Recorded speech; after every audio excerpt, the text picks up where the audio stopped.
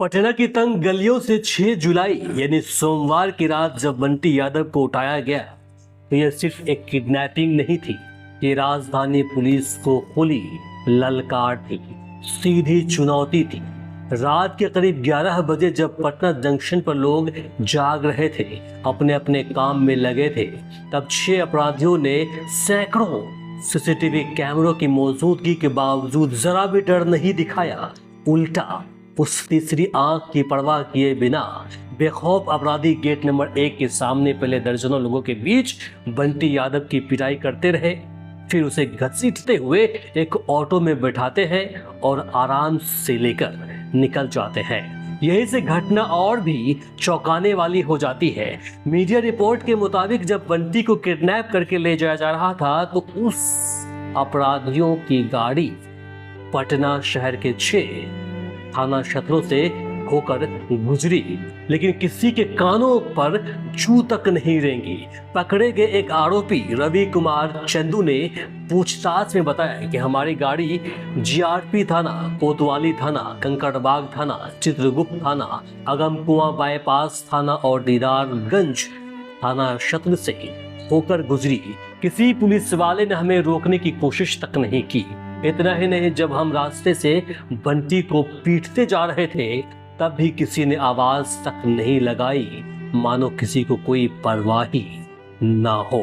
अब जरा पुलिस के रवैये पर भी ध्यान दीजिए। यही है सम्राट चौधरी की सबसे एक्टिव पुलिस। इसे भी छोड़ दीजिए। बंटी यादव के परिजन उसी रात यानी 6 जुलाई की रात अपने बेटे के अपहरण की शिकायत लेकर कोतवाली थाना पहुंचे, लेकिन आरोप है कि उन्हें डांट कर वहां से भगा दिया गया।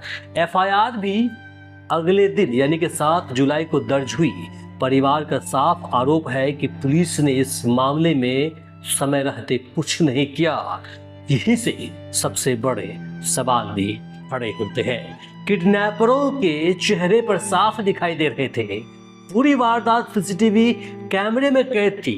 परिजनों का साफ कहना है कि अगर उसी रात पुलिस ने शिकायत मिलते ही नाकेबंदी की होती या सख्त कार्रवाई की होती तो शायद बंटी आज जिंदा होता। हालांकि पुलिस का दावा है कि शिकायत मिलते ही सीसीटीवी फुटेज खंगालना शुरू कर दिया था और एसआईटी बनाकर जांच भी शुरू कर दी गई थी।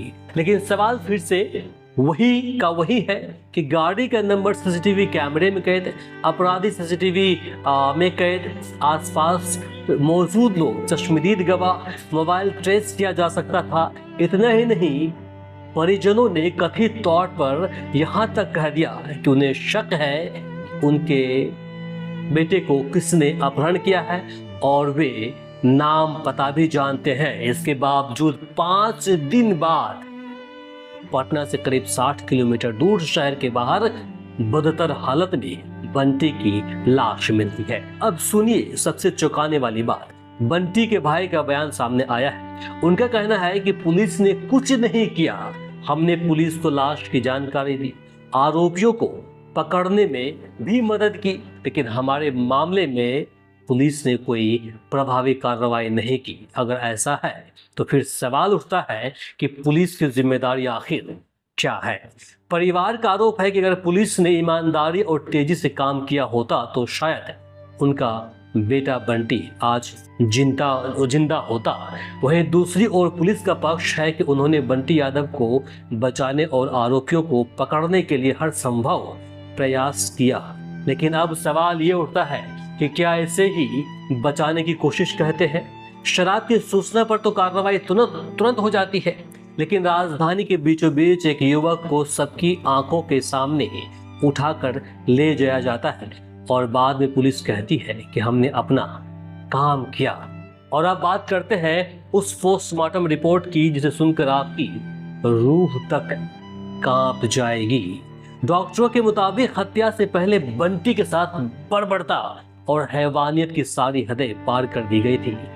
उसकी बेरहमी से पीट कर हत्या की गई। सिर और चेहरे पर ईंट पत्थर या किसी भारी सामान से कई बार वार किए गए।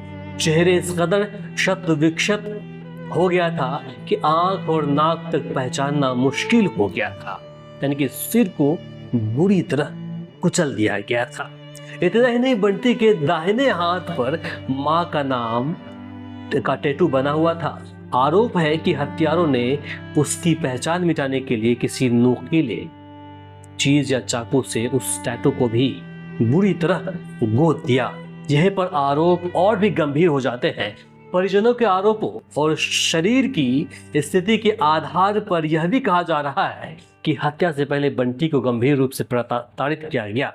आरोप है कि उसके शरीर पर तेजाब भी डाला गया और उसका दाहिना हाथ इस कदर क्षतिग्रस्त कर दिया गया, यानी कि तोड़ दिया गया कि सिर्फ हड्डी बची हुई थी। हालांकि पोस्टमार्टम करने वाले डॉक्टर अजय कुमार सिंह के मुताबिक बंटी के शरीर में गोली या छर्रे के निशान नहीं मिले। मौत की वजह बेरहमी से पिटाई की गई और सिर पर गंभीर चोटें सामने आई है। यानी साफ है कि अपराधियों की मंशा उसे गोली मारकर आसान मौत देने की नहीं थी, इसलिए उसे घंटों तक प्रताड़ित किया गया। यही बात पकड़े गए एक आरोपी के बयान से भी सामने आती है। उनके मुताबिक बंटी को करीब 18 घंटे तक टॉर्चर किया गया और उसके बाद पीट कर उसकी हत्या कर दी गई। अब जरा इस हत्याकांड के पीछे बताई जा रही वजह को समझिए।